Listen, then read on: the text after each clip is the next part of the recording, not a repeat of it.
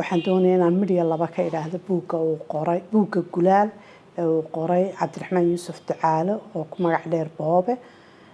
Buuggaas waa buug taariikha noloshiisii soo koobsanaya, waxa ku duugan taariikho badan oo maaragtay ciyaalnimadiisii siduu kusoo barbaaray Hargeysa, waxbarashadiisii, shaqada lihiisii, guurkiisii, arrimo badan oo noloshiisa.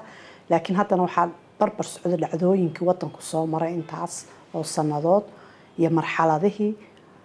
waad malayn karaysaa Hargeysa 70 iyo dhowr sano ka hor sida u ekayd, meel yar oo kooban buu ku suursayaa sawirro wuxuu ku geynayaa inuu dib kuugu celiyo taariikhihii la soo mariyay halkii laga yimid.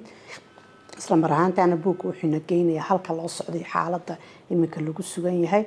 runtii waa buug aad u mug weyn oo xiiso badan oo sheekooyin badan oo ballaadhan ku duugan yihiin.